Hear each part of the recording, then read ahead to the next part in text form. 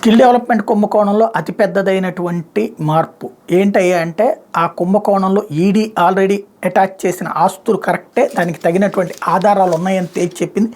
చంద్రబాబు నిందితుడిగా అరెస్ట్ అయ్యి జైలుకి వెళ్ళినటువంటి ఈ కేసులో కీలకమైనటువంటి పరిణామాలు చోటు చేసుకుని గత టీడీపీ ప్రభుత్వంలో జరిగిన స్కిల్ డెవలప్మెంట్ కుంభకోణంలో కీలక పాత్రదైన డిజైన్టెక్ సిస్టమ్స్ ప్రైవేట్ లిమిటెడ్కి హైకోర్టులో గట్టి ఎదురు దెబ్బ తగిలింది. ఆ సంస్థకు చెందిన 31 కోట్ల ఫిక్స్డ్ డిపాజిట్లను జప్తు చేస్తూ ఎన్ఫోర్స్మెంట్ డైరెక్టరేట్ జారీ చేసిన ప్రాథమిక జప్తు ఉత్తర్వులను హైకోర్టు సమర్థించింది. అలాగే మనీ లాండరింగ్ చట్టం కింద డిజైన్టెక్ అడ్యుకేటింగ్ అథారిటీ జారీ చేసిన షోకాజ్ నోటీసులు సైతం సబ్బేనని పేర్కొంది. ఈడీ జారీ చేసిన ప్రాథమిక జప్తు ఉత్తర్వులను అడ్యుడికేటింగ్ అథారిటీ జారీ చేసిన నోటీసులను సవాల్ చేస్తూ డిజైన్టెక్ దాఖలు చేసిన పిటిషన్ హైకోర్టు కొట్టేసింది.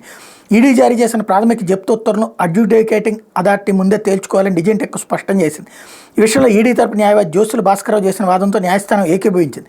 ఈ కుంభకోణం తీవ్రత, ఇందులో ప్రజాధనం ముడిపడి ఉన్న నేపథ్యంలో ఈడీ ఉత్తర్వులు అడ్యుడికేటింగ్ అథారిటీ నోటీసుల విషయంలో డిజైన్టెక్ వాదనను ఆమోదించలేమని తేల్చి చెప్పింది. ఈ మేరకు న్యాయమూర్తి జస్టిస్ చీమలపాటి రవి ఇటీవల కీలక ఉత్తర్వులు వెలువరించారు. మనీ లాండరింగ్ చట్టంలోని సెక్షన్ 5 ప్రకారం ఈడీ అధికారులు ఏ వ్యక్తి ఆస్తునైనా జప్తు చేయొచ్చు. ఆస్తి నేరం ద్వారా సంపాదించారనేందుకు తమ ముందున్న ఆధారాలను బట్టి జప్తు చేసే అధికారం అధికారులకు ఉంది. ఆ అధికారాన్ని ఉపయోగించే స్కిల్ డెవలప్మెంట్ కుంభకోణంలో డిజైన్టెక్ ఫిక్స్డ్ డిపాజిట్లను ఈడీ జప్తు చేసింది.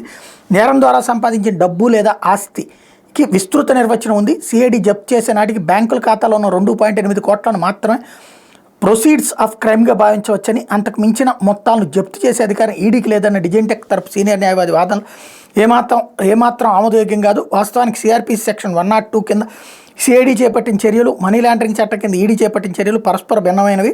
సిఐడి జప్తుపై కింది కోర్టు, హైకోర్టు, సుప్రీంకోర్టు ముందు దాఖలైన వ్యాజ్యాలు ఈడీ ప్రతివాది కాదు. ఈ కోర్టులన్నీ కూడా కేవలం సిఐడి జప్తు అంశానికే పరిమితమయ్యాయి.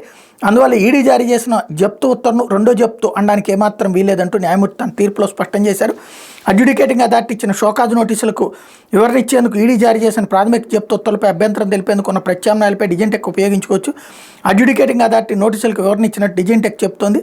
అందువల్ల ఈడీ ప్రాథమిక జప్తు ఉత్తర్వులను కూడా అథారిటీ ముందే తేల్చుకోవచ్చు అంటూ తేల్చి చెప్పారు తీర్పు. తద్వారా ఇందులో ప్రాథమికమైనటువంటి ఆధారాల్లోనే నిరూపించుకోవాల్సిన చంద్రబాబుని తేల్చి చెప్పింది. ఇక్కడ డిజైన్టెక్ తేల్చుకోవడం అంటే మరి నిందితుడిగా ఉన్నటువంటి చంద్రబాబు కూడా తేల్చుకోవాల్సినటువంటి అంశం. కాబట్టి ఇంకా చంద్రబాబుని ఈడీ ఆ కేసులో నిందితుడిగా పేర్కోలేదు.